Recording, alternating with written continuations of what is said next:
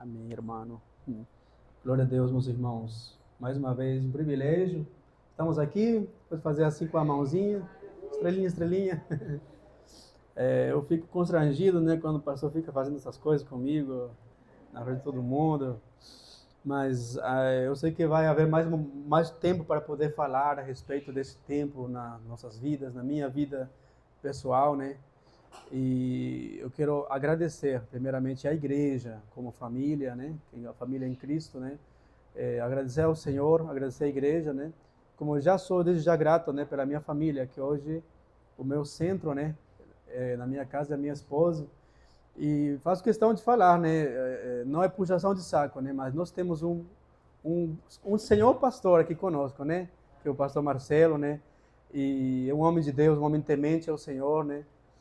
E eu entendo que, e tenho visto, né, que sempre que são levantados grandes homens de Deus na história, eles não andaram sozinhos, né?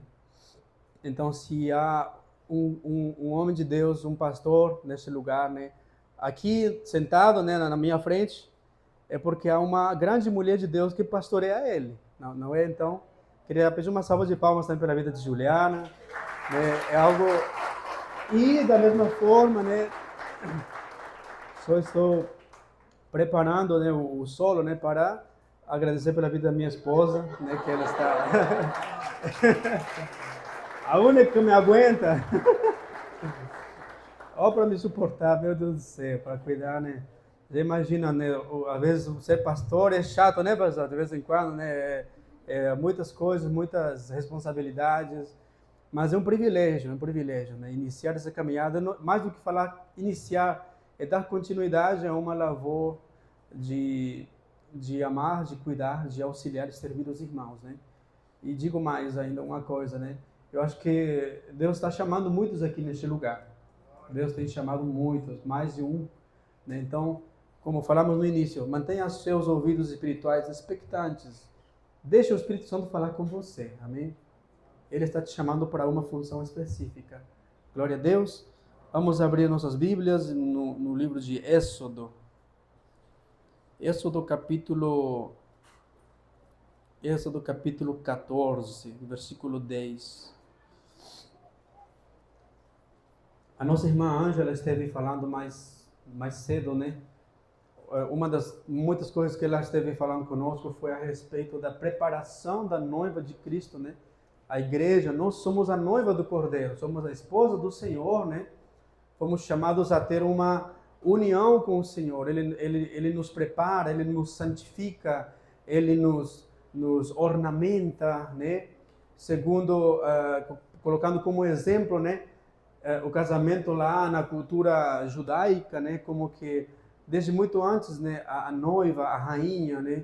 Ela iria ser preparada durante um bom tempo, né? Para poder se aproximar do esposo, né? No momento do casamento, ela é preparada em vestes perfumada, lavada, purificada, instruída, né? Para poder se aproximar e poder conseguir viver essa nova realidade, né? Ao lado do seu rei, nessa posição de autoridade, né? E da mesma maneira, somos nós. Quando falamos sobre a nossa conversão, quando na Bíblia se fala sobre o processo, né, da nossa conversão, da nossa redenção, a obra salvadora do Senhor sobre as nossas vidas, também há uma comparação, né, que é muito feita, é feita muitas vezes na Bíblia, que é o livramento do povo de Israel. Quem conhece a história de Moisés, né, os 10 mandamentos, alguém já assistiu o filme? Já leram, acredito, né? Acredito, eu torço por isso, né? O povo de Israel, glória a Deus, se dá para abaixar um pouquinho o meu retorno, obrigado. O processo da nossa conversão, ele é comparado com a história do livramento do povo de Israel da mão de Faraó, né? Por quê? A vontade de Deus sempre foi preparar o seu povo nesse contexto, né, onde, se vocês lembram, né, o povo de Israel estava naquela época sob o jugo da escravidão. Eles ficaram mais de 400 anos, né, mais de 450 anos, né? Na escravidão.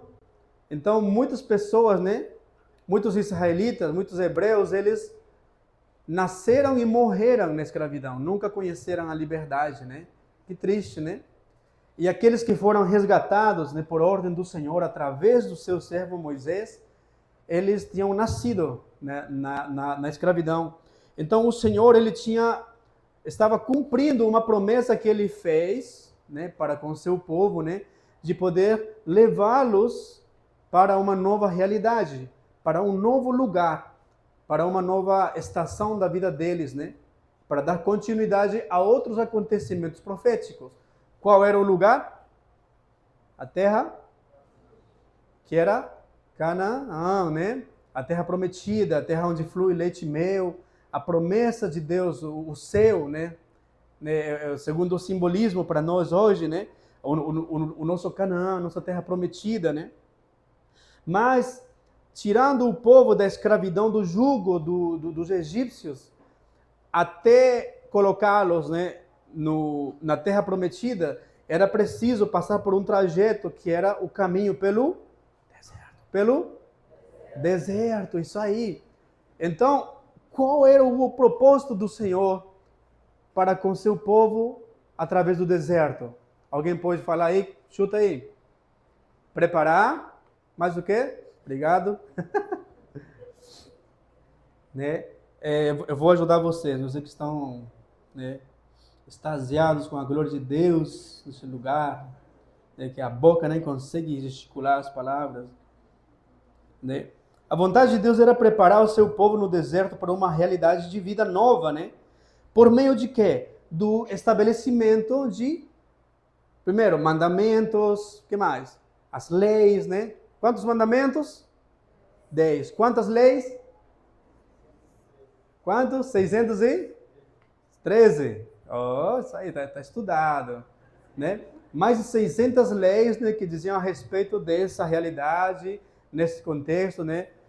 Muitas regras para serem seguidas, padrões, explicações detalhadas, né, a respeito do sacerdócio, né, o estabelecimento dos sacerdotes, os sumos sacerdotes, as famílias sacerdotais, as funções sacerdotais, as tribos, a distribuição e a localização das tribos, das tendas, né, os materiais, a construção do tabernáculo e um monte de coisas e utensílios e artefatos, né?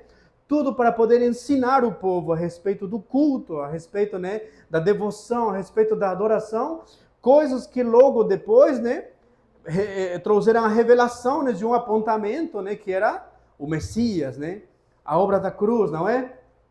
A obra salvífica, a obra restauradora, né, e muitas outras coisas. Amém? E o Senhor, ele então começou a trabalhar para com o povo de Israel, né, para com o seu povo, um tempo de treinamento, um tempo de purificação, de instrução, né? Mas o que acontece? O que acontece? Aquela geração que tinha saído do Egito, ele conhecia muito sobre Deus, mas assim, conheciam não a Deus, conheciam, na grande maioria, né, sobre Deus, né? O Deus dos nossos pais, né? O Deus de Abraão, de Isaac e Jacó, né? E também sabiam, muitos deles, sobre as promessas que o Senhor tinha liberado sobre o seu povo. Mas qual era o problema? Esse povo ainda, eles conheciam, eles sabiam muito bem de qual tribo eles eram. Estavam escravos há séculos, mas eles sabiam, eles celebravam algumas festas, né? Algumas festividades tradicionais, conheciam toda a história de Abraão, de Adão, né? Desde Abraão, né? Mas eles ainda tinham uma mentalidade negativa. E é onde se centra o tema desta palavra, que é renunciando à mentalidade de escravidão. Repita comigo, renunciando à mentalidade da escravidão. Nestes domingos anteriores, nessas semanas, tem sido muito ensinado, muito frisado, né, a questão da transformação da mente, né? Semana passada foi o quê? Cuidando a nossa mente, né? Trabalhar o amor genuíno, né? Tudo que tem a ver com uma transformação, uma renovação da nossa mente. E quantos de nós ainda, muitas das vezes, ainda estamos vivendo com uma mentalidade de escravidão. Por que estou falando disso? Já achou ali, Êxodo 14, 10, vamos ler até o 12, tá bom? Ao aproximar-se o faraó, os israelitas olharam e avistaram os egípcios que avançavam na direção deles. Aterrorizados, clamaram ao Senhor. Continua. Disseram a Moisés: foi falta de túmulos no Egito que você nos trouxe para morrermos no deserto? O que você fez conosco, tirando-nos de lá? Já tínhamos dito a você no Egito: deixe-nos em paz, seremos escravos dos egípcios. Preferimos ser escravos dos egípcios a morrer no deserto. Como é que nós poderemos receber e vivenciar a novidade de Deus, né? O novo de Deus, uma nova vida no Senhor, sendo que Ele prometeu para nós, Ele deseja que vivamos o quê? Muita vida em abundância, uma vida próspera, primeiro na nossa área espiritual, uma vida de vitória acima do pecado, uma vida de vencedores em todas as áreas da nossa vida, a plenitude da pessoa de Cristo, que nós vivenciemos uma vida cheia do Espírito Santo. Como é que nós poderíamos começar a viver isso? Se nós ainda estamos como os hebreus, né? Com a mentalidade de escravo. E vou falar algumas características, né? A respeito de quem carrega uma mentalidade assim atualmente. Amém?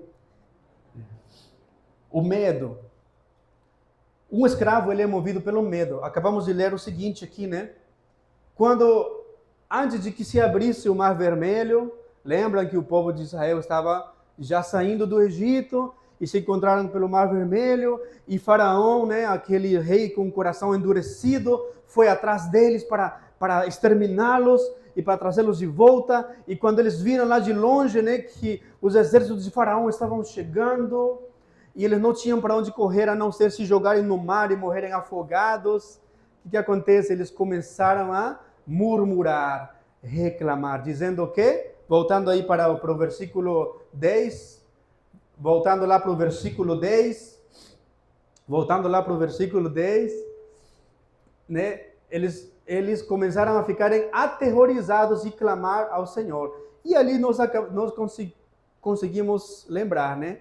Moisés, como é possível? Você nos trouxe aqui, você nos tirou lá, a gente só era escravo. Éramos espancados todo dia, mortos, abusados o tempo todo. Para que o Senhor nos tirou de lá? Para nos deixar morrer aqui dessa maneira? Então, uma pessoa que ainda mantém a mentalidade de escravidão, que ainda não está se deixando passar por uma renovação da sua mente, ele é movido pelo medo. E muitas das vezes a religiosidade faz isso conosco. O medo, né, por conta da pressão, por conta da perseguição, muda de opinião rapidamente. É muito volúvel. Vamos avançar um pouquinho para Êxodo 14, 31, capítulo 14, versículo 31. Então, um escravo, ele sempre se move pelo medo. Ele muda de opinião rápido. Vacila muito rápido. Outra. Alguém que tem a mentalidade de escravidão, ele é movido pela força dos sinais apenas. Que dizem em Êxodo 14, 31. Israel viu a mão poderosa do Senhor contra os egípcios. Temeu ao Senhor e pôs nele a sua confiança, como também em Moisés, o seu servo. Então, nós pulamos ali, porque foi aí que aconteceu o seguinte, né? O Mar Vermelho se fechou, né? Depois de ter se aberto, ele se fechou e matou os exércitos de Faraó. E depois do povo de Israel terem atravessado, eles viram como que os inimigos foram exterminados, né? Então eles viram, meu Deus, realmente Deus existe, né?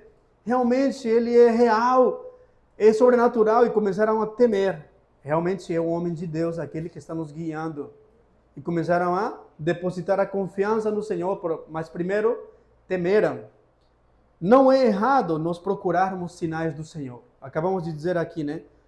um escravo espiritual, né, digamos assim, ele sempre vai procurar sinais para se mover. Sinais. Essa geração perversa, dizia o Senhor, né, procura apenas sinais. Não é errado procurar sinais do Senhor. Porém, é mais importante do que procurar por sinais, se mover por princípios. Dá para entender? Na nossa atualidade, então, hoje, né, eu não sei se é aqui no Brasil, mas lá no Peru, tem crentes que eles só procuram revelação, que andam correndo atrás de profetas, correndo atrás de revelações, de revelamentos, profetadas. Eis que te digo, não tem uma autonomia para buscarem uma intimidade com o Senhor. Então eles sempre estão buscando um sinal. Então acabam vivenciando um misticismo. Pela falta de disponibilidade de desenvolver uma comunhão, uma vida íntima de comunhão com o Senhor, até que Ele fale, até que eu consiga ouvir a voz do Senhor. Aliás, até eu conseguir entender que o Senhor está falando comigo. Porque Ele fala conosco. O Senhor, Ele é um ser sociável, comunicativo. Ele deseja falar a você muitas coisas. Ele diz assim, clama a mim e eu responder-te-ei, eu te responderei e te mostrarei coisas grandes e ocultas que você não conhece. Clama a mim. Aquele que busca achará, aquele que bate a porta, será aberta a porta. Né? Ele quer falar conosco. Só que muitas das vezes estamos tão dependentes ou codependentes de gurus espirituais, né? de pessoas que aparentam serem mais próximos de Deus do que nós entregamos essa chave para eles, né? E acabamos sendo enganados. Isso aí fala de uma mentalidade de escravidão. Você não está exercendo a sua liberdade em Cristo dessa maneira. Torno a repetir, não é errado procurar sinais de Deus. Se Ele quiser, vai te mostrar sinais. Sei lá, o céu vai ficar verde, sei lá, vai acontecer alguma coisa, um trovão, a lua vai ficar de duas cores. Se você pedir ao Senhor, mas tudo com um propósito. Mas Ele nos chama a nós andarmos mais por princípios do que por sinais. Do que adianta procurar sinais o tempo todo e não respeitar os princípios? Não andarmos pela palavra. Sem palavra, o engano entra. Amém? Outra característica de quem guarda uma mentalidade de escravidão, ele é uma pessoa dependente de comandos e condições para agirem corretamente. Êxodo 32, versículo 1. Êxodo capítulo 32, versículo 1. Vamos ler até o 10. O povo de Deus ainda era dependente de comandos e condições para poder agir de maneira correta. Diz assim, ao ver que Moisés demorava a descer do monte, o povo juntou-se ao redor de Arão e lhe disse, que diz? Venha, faça para nós deuses que nos conduzam, porque a esse Moisés, o homem que nos tirou do Egito, não sabemos o que aconteceu. Arão lhe respondeu, tirem então os brincos de ouro das suas mulheres e dos seus filhos e das suas filhas e tragam para mim. Todos tiraram os brincos de ouro que tinham nas orelhas e os levaram a Arão. Ele os recebeu e os fundiu, transformando tudo em um ídolo, que modelou com uma ferramenta própria, dando-lhe uma forma de um bezerro. Então disseram, estes são os seus deuses, ó Israel, que tiraram vocês do Egito. Vendo isso, Arão edificou um altar diante do bezerro e anunciou, amanhã haverá uma festa dedicada ao Senhor. Na manhã seguinte levantaram cedo e ofereceram holocaustos e ofertas de comunhão. O povo se sentou para comer e beber e levantou-se para entregar a farra, né, ou para festejar, brincar. Então o Senhor disse a Moisés, lá no monte, desça, porque o seu povo que você tirou do Egito se corrompeu. Muito depressa se desviaram daquilo que eu lhes ordenei que fizeram, e fizeram um ídolo em forma de bezerro, e curvaram-se diante dele, ofereceram-lhe sacrifício e disseram, ó Israel, estes são os teus deuses que tiraram vocês do Egito. O Senhor disse a Moisés, tenho visto que este povo é um povo obstinado. Deixe-me agora para que a minha ira se acenda contra eles e eu os destrua. Depois farei de você uma grande nação. Resumindo, Moisés estava lá no monte, né, jejuando há vários dias, recebendo palavra, revelação do Senhor, instruções sobre o que ele iria de fazer depois. E o povo, né, na ausência do líder, na ausência do pastor, do guia, né, da figura de autoridade, como ele estava ausente, pronto, o que a gente vai fazer agora? Ah, será que ele morreu no caminho? Ô Arão, aqui, acho que ele vai voltar não. Alguma coisa aconteceu, então, deixa eu te dar uma ideia aqui, né? Faz um Deus para nós, faz um, né? Por quê? A mentalidade do Egito, né? O único padrão, a única referência que eles tinham a respeito de uma divindade, um Deus para adorar, eram as imagens do Egito. E no Egito eles adoravam o quê? O gato, o touro, os pássaros, o que mais? A cobra, o escorpião, todo tipo de bichos, né? Eles adoravam no Egito. Então, na cabecinha deles, de escravos, né? De ex-escravos, ainda em reforma, né? Ah, faz um Deus para nós. A idolatria estava no coração deles ainda.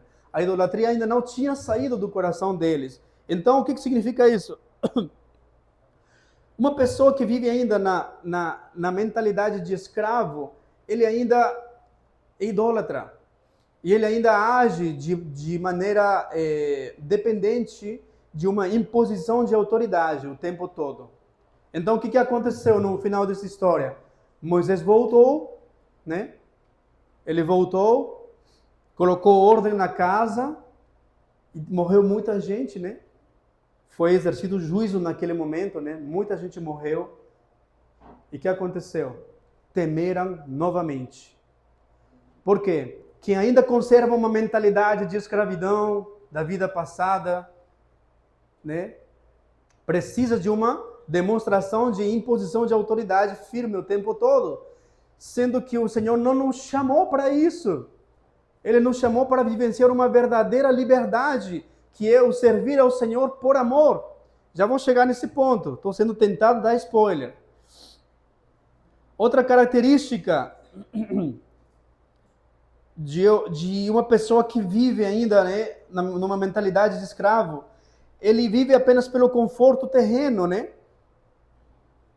Tem uma frase no Peru que diz assim, não sei se tem alguma interpretação no português, ele diz assim, sem ofender quem talvez aqui professa alguma religião que não seja evangélica, né? Mas é uma frase muito conhecida, que nem é aplicada à religião, é aplicada aos relacionamentos humanos, que diz assim, quem não conhece a Deus, para qualquer santo ele reza, né? Por não conhecer a Deus, reza para qualquer um santo. Se conhecesse, né, a fonte, a prioridade, não estaria procurando por outros caminhos, né? Então, quem ainda não renovou a sua mente, ele não vive pela fé, ele não vive pela palavra, ele não vive pela verdade do Senhor, ele vive apenas pelas circunstâncias, pelas emoções e pelas próprias paixões. O mundo vive dessa maneira, né? O mundo, ele caminha, as pessoas que não conhecem o Senhor caminham dessa maneira, né? Baseadas em quê? As circunstâncias, o próprio ego e as próprias paixões. Eles não querem saber de palavra, não querem saber de instrução. Elas fogem de princípios, menos pela fé. Porque ter fé é confiar, é abraçar uma palavra, e mesmo que as circunstâncias em volta pareçam que são adversas, mas não, eu creio firmemente na promessa do Senhor. Mas não, meu dia está ruim, não está dando muito certo, aparentemente essas coisas não estão dando certo, né? Então vou decidir de outra forma. Ainda mais aqueles que andam pela paixão da carne, pelos interesses materialistas. E o Senhor não nos chamou para viver de acordo a este mundo, amém? Amém? Dá uma cotovelada no seu irmãozinho assim, ei, fica aqui, não viaja, voa não, esteja comigo aqui.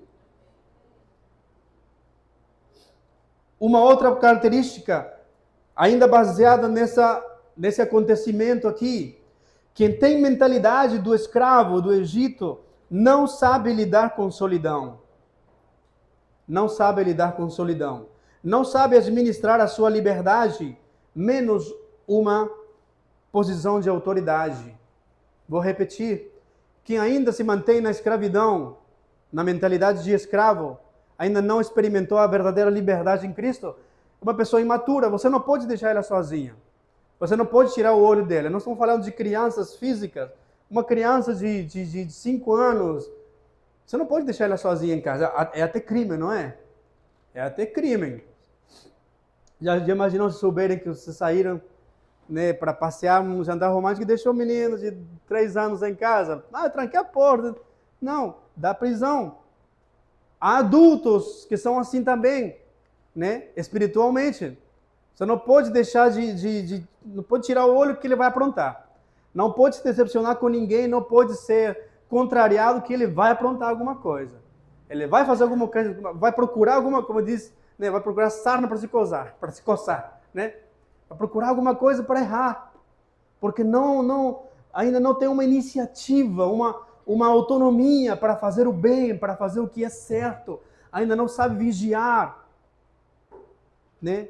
E quantos de nós, talvez até velhos de igreja, ainda estamos assim? Quanto menos, né? Não vale a pena colocar uma posição de autoridade, depositar confiança numa pessoa assim. O povo de Israel fez isso.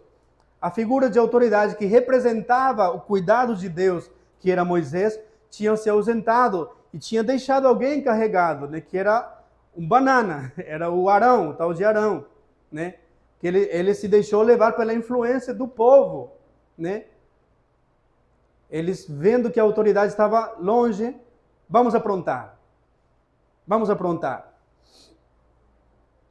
Os escravos também, eles não se defendem. Dá para poder encontrar no livro de Números, capítulo 12, Números 12, 33. Uma outra característica de uma pessoa, de uma pessoa que ainda vivencia, né, a mentalidade da escravidão, da onde o Senhor quer nos tirar, é alguém que não se posiciona e ele não se defende, não luta. O que diz assim? 12:33, né? 12:33. Números 12, versículo 33. Vai não? Ai meu Deus do céu, Jesus armado. Não, será que é 13:33? Será que eu escrevi errado? Ei, Jesus. É isso aí, obrigado. Você é o cara. Diz assim, né? O relatório: vimos também os nefilins, isso é, os anakins, diante de quem parecíamos gafanhotos, aos nossos olhos e aos deles. Pode continuar. Pro 14:1, né? É isso mesmo, se não me engano? É isso mesmo. Naquela noite, toda a comunidade começou a chorar em alta voz. Seguinte, todos os israelitas queixaram-se de Moisés e de Arão, e toda a comunidade lhes disse: quem dera tivéssemos morrido no Egito ou neste deserto.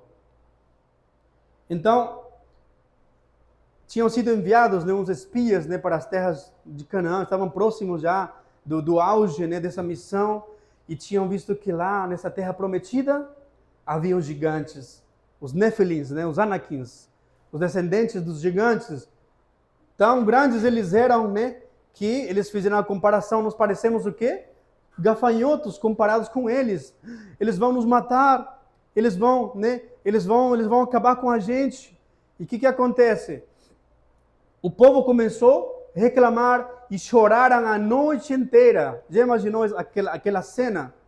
Uma noite toda chorando de medo. O povo de Deus completamente amedrontado, murmurando, desejando voltar para trás, desejando desistir da caminhada, desistir do propósito, por conta do medo, por conta do pânico generalizado. Então, a covardia não é algo bom. Os escravos não se defendem, eles não têm um espírito de guerra, não têm um espírito de combate. Eles são escravos, então como é que um escravo age? Ele é simplesmente direcionado. As escolhas da vida dele não é ele que tem, não é ele que toma, não é ele que faz as escolhas, é outro que decide por eles, não é? Então eles nunca vão lutar por uma causa. Então eles se conformam com o quê? Com migalhas. Ah, é muito grande esse desafio, então eu vou ficar aqui, escondidinho, na minha zona de conforto. Oh, o Senhor está me prometendo novas coisas para mim. A palavra de Deus sobre a minha vida, eu preciso me posicionar pela minha vida espiritual, pelo meu casamento, pela minha casa, pela minha família, pelo meu ministério, pela minha comunidade, pela minha igreja. Preciso me posicionar no Senhor. Ah, mas eu estou confortável aqui. Estou tão confortável. Eu tenho uma amiga minha que há muitos anos atrás ela me falou assim: Gustavo, estou tão desanimada. Não, há muito tempo não. Eu estava me desabafando comigo, né? E eu falei com ela, mas vamos orar, deixa eu orar pela sua vida, vamos nos reunir na igreja, vamos fazer um propósito de oração, de jejum. Sabe o que ela falou? Não, Gustavo, não tem como. Sabe por quê? Porque sempre que eu me posicionei para orar, para começar a orar, a buscar de Deus, a jejuar, a buscar na palavra, a começar a ficar firme, o inimigo se levantou de uma maneira que eu não consegui continuar, eu não consegui dar continuidade. E sempre ele me abalou. Agora então, eu estou bem assim. Covarde. Covarde. Né? A palavra do Senhor diz que os covardes não herdarão o reino dos céus. É duro isso aí. Ser corajoso, forte e corajoso, não significa ausência de medo, né? É você decidir ir mesmo assim, abraçando uma palavra.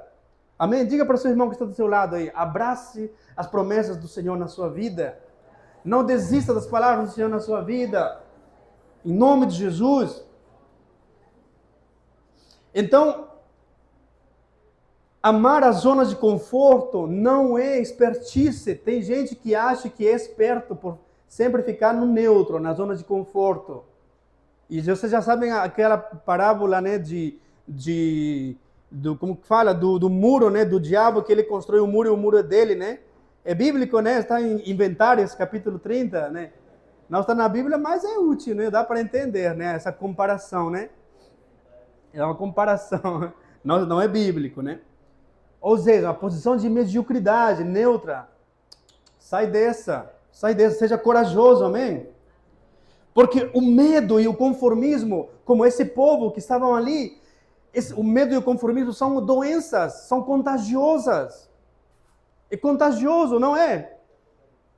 Se você está com medo, você vai contagiar a pessoa que está do lado. Isso aí é comprovado até com um texto chamado... É o síndrome, pastor? Tem outro nome das ovelhas. Como esqueci? Lá no espanhol se fala do efeito manada, né? Efeito manada, algo assim, né? Ou seja, um abraça uma mentira e vai repetindo isso, ou vai vociferando que está com medo, e as pessoas que estão em volta vão assimilando o mesmo medo. Ou um começa a dar risada de maneira descontrolada, e todo mundo começa a se contagiar, dá risada, não sabe nem qual é a piada, mas a risada está sendo contagiosa. Você está na fila do banco, na fila do hospital, tem um que está reclamando, perde o controle, começa a xingar, começa a falar mal de prefeito, falar mal de todo mundo, começa a amaldiçoar todo mundo, mas lá aparece, é verdade, né? É, porque lá comigo foi assim, aí a atmosfera muda. Né? E foi isso que aconteceu. Alguns começaram a contaminar, né, a mentalidade covarde e conformista de um escravo, né? Quem dera tivesse ficado lá na minha vida no mundão, porque quando eu estava lá no mundão eu estava seguro, eu tinha mais prosperidade, eu bebia, eu fumava, eu estava nas festas, ninguém me incomodava. Agora que estou indo na igreja, parece que tudo complicou. Agora que eu inventei de ser crente, para que eu inventei de ser crente? Agora está tudo mais difícil. Os meus amigos das baladas não querem mais falar comigo. As minhas amigas não querem mais conversar comigo, né? Ah, meus colegas de trabalho não tem mais vida social comigo. Ah, isso aqui, o outro. Sinta-se privilegiado. Estamos em guerra. Deus te chamou para ser diferente. Ele não te chamou para ser igual aos outros. Glória a Deus. Então a covardia, o medo e o conformismo é contagioso. Não se deixe contagiar. Na mentalidade do escravo, tudo é merecimento também. Repita comigo. Na mente do escravo, tudo é merecimento. Por quê? Porque ele não se sente amado, né? O escravo não é amado e ele nunca vai se sentir amado. Então ele quer fazer o quê? Sempre agradar, sempre vai viver na competição. O escravo sempre vai querer fazer tudo bem feito e, se for possível, sempre melhor do que os outros, né? Mas com a motivação errada. Porque a palavra diz que nós temos que ser excelentes, não é? Fazer tudo com excelência, com zelo, como para Deus e não para os homens, né? Temos que ser sobressaintes em tudo. Porém, quem é escravo ainda, ele tenta fazer o melhor só para ser aceito, para se sentir aceito e amado. E, se for possível, para pisar em outras pessoas. Essa pessoa, ela sempre vai confiar mais nos próprios talentos e no esforço próprio do que na graça do Senhor. Ele não confia na graça, não descansa, né? Como acabamos de cantar, né? Não recai na graça do Senhor. Não, ele confia nas capacidades, no talento de fazer as coisas, na excelência. Então, dessa maneira também, ele tem muita dificuldade de exercer misericórdia e graça para com os outros. Ele não aceita, ele não admite erros de outras pessoas. Ao contrário, vê como uma oportunidade para se sobressair acima dos outros. É escravo, porque ele não se sente amado. Uma outra forma de escravidão também. Já estou indo para a metade. Estamos falando ainda no Velho Testamento, né? Uma outra característica, né, de quem era escravo, desde a época do Egito, né, até os dias de hoje, de forma espiritual. A escravidão, então, é idolatria. Vou ser bem claro com vocês, amados. A escravidão não tem nada a ver com coitadice. Ai, coitadinho, sou escravo. A escravidão tem mais a ver com orgulho, arrogância, com soberba, do que com vitimismo. Porque um escravo permanece escravo porque está conformado, porque acha que está certo, porque está idolatrando a própria opinião, porque não aceita, não aceita e não corresponde, não quer corresponder à mão estendida do Senhor, através da graça, dizendo: vem, deixa eu te tirar desse lamaçal, dessa condição, eu quero te levar a outro nível de vida. Vou tentar ser mais claro, o mais claro possível. Quantos hoje estão presos ainda no rancor, na mágoa? E hoje, conversando com a minha mãe, né, um pouco sobre essa palavra, né, hoje liguei para ela, aí ficamos orando, ministrando um ao outro, e ela me contava um testemunho uma parte de uma pregação do pastor Billy Graham, né, um evangelista muito conhecido, né? Já faleceu, né? Mas um dos ensinamentos ele falava assim: você quer saber, você quer realmente, sem medo, você quer saber se você é salvo ou não é salvo? Você quer saber, ter certeza, fazer um teste da sua salvação? Examina o teu coração, se ainda você é uma pessoa que carrega rancor por outras. Você ainda tem rancor de outras pessoas. É bem provável que, se você até agora está convivendo com um rancor guardado contra alguém, a sua salvação está comprometida, porque Ele nos chama a ter pureza em nosso coração. Porque o Evangelho é isso. O Evangelho, ele vem como uma flecha, uma espada, e ele sabota tudo, todas as estruturas malignas de ódio, de rancor, de vingança que é no nosso coração. Independentemente se você foi abusado, se você foi traída, se você foi abandonado, independentemente das coisas que aconteceram na sua vida, sabe? O Evangelho, ele sempre está ali, ó. Perdoa, perdoa, perdoa. O Senhor não te diz assim, libere perdão para tal pessoa. Liberte-se através do perdão. Liberte-se. A falta de perdão é uma escravidão. É uma escravidão terrível. É um pecado diante do Senhor. Porque é se recusar a ir para a cruz. É ainda esperar de que as coisas aconteçam ao meu favor e, se for possível, que seja possível eu ter o prazer de ver a pessoa que me fez o mal pagando e se desgraçando, né? Para eu poder dizer, estou vingado, estou vingada. Grande mentira do diabo. Ele que assinou isso aí. Sabe? Ele quer curar você dessa doença, porque isso aí é escravidão, é orgulho. É uma idolatria em nosso coração. É uma idolatria quando a gente quer fazer justiça própria. Oh, glória a Deus. Agora, vindo para o Novo Testamento, né? O Velho Testamento, então, ele nos traz essa comparação, esse simbolismo profético, né? Com o exemplo do povo de Israel, que foi tirado da escravidão do Egito, que era a nossa vida mundana, a nossa vida sem salvação, quando andávamos perdidos e fomos resgatados, né? A palavra diz que Moisés, naquela época, era um simbolismo de Jesus Cristo, do próprio Jesus. Não é que ele era o Cristo, mas era um simbolismo, um apontamento profético a respeito da obra do Senhor Jesus, de nos arrancando através, né, da graça, né, e nos levando para uma novidade de vida, né? Então ele quer purificar nossos corações, e nesse tempo no deserto, então o Senhor dizia assim, manda o povo, tem que se desfazer, tem que se despojar de todos os seus utensílios, as suas joias, todos os artefatos que ainda estão carregando lá do Egito, toda essa zona de conforto, esses ídolos nos quais ainda o meu povo ainda está depositando a sua confiança. Eu não quero mais que o meu povo deposite a sua confiança em ídolos, em pessoas, em reinos pagãos,